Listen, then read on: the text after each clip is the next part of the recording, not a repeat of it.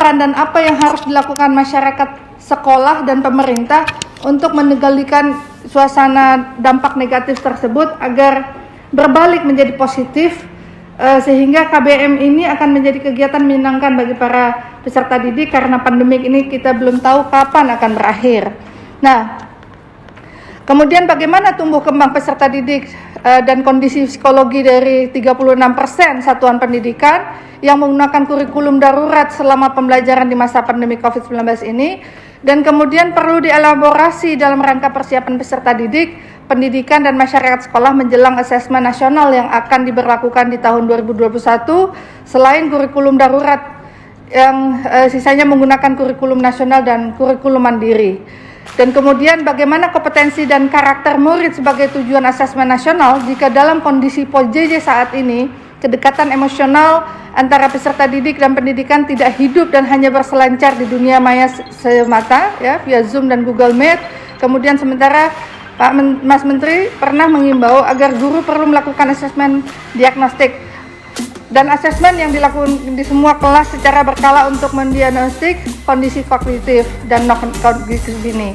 Kemudian kami ingin menyoroti terkait dengan penghargaan kepada tenaga kependidikan pada Permendikbud RI nomor 6 tahun 2021 tentang petunjuk teknis pengelolaan dana BOS reguler, bahwa dalam pasal 14 dalam hal pembayaran honor guru sebagai maksud pasal 13 ayat 1 dan ayat 3 terdapat sisa dana pembayaran honor dapat diberikan kepada tenaga kependidikan. Nah, dalam kalimat ini bila diinterpretasikan bahwa jika dalam pasal 12 terkait dengan komponen penggunaan dana BOS reguler dalam huruf L bila digunakan untuk pembayaran honor dan dalam pasal 13 dana BOS reguler dapat digunakan maksimal 50% dari alokasi dana BOS untuk pembayaran honor guru, di pasal 14 apabila ada sisa maka baru bisa dibayarkan kepada tenaga kependidikan. Inilah yang bahan renungan kami bahwa belum adanya keperpihakan dan penghargaan atas kerja-kerja tenaga kependidikan.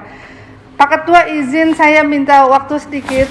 Sebetulnya banyak hal yang ingin saya pertanyakan di dalam forum ini, tetapi ada keluhan yang sangat meresahkan, terutama di daerah tidak bisa dikatakan daerah 3T ya, mungkin daerah 3T sudah dikeluarkan, Aceh tidak masuk 3T, tapi ada daerah khusus Pak Mas Menteri. Saya ada komunikasi dengan Pak Iwan, tapi belum ada jawaban. Mereka minta ada tunjangan khusus karena memang ketika saya hadir di lokasi di daerah tersebut, katakanlah Pulau Aceh, ada Aceh Selatan dan beberapa wilayah-wilayah, mereka sudah tidak lagi mendapatkan tunjangan itu. Sementara mereka harus menghadapi tantangan perjalanan yang sangat luar biasa, dan mudah-mudahan ada keputusan menteri yang bisa memberikan tunjangan khusus, karena kalau dilihat dari desanya, dari indeks yang ingin dilihat, mungkin desanya sudah baik, tapi sekolah dan tempat untuk mereka datang ke lokasi itu sangat sulit. Mungkin ini yang bisa kami sampaikan, padahal banyak sekali yang mau dipertanyakan. Terima kasih.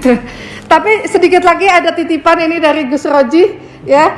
Mungkin dia anggaplah Gus Roji tadi Pak Nino bilang dalam rakar bahwa tidak ada yang perlu dipersiapkan secara serius oleh murid dalam AN 2021 pusat, hanya mengecek persiapan baik laptop maupun jaringan. Terkait pengadaan laptop, apakah sekolah yang menyiapkan atau murid yang bawa? Soalnya di sekolah anak saya murid disuruh bawa dan ngumpulin laptop untuk dipergunakan AKM dan diharuskan ditinggal. Itu di sekolah swasta Emirat Islamic School Jakarta. Terima kasih. Assalamualaikum warahmatullahi wabarakatuh.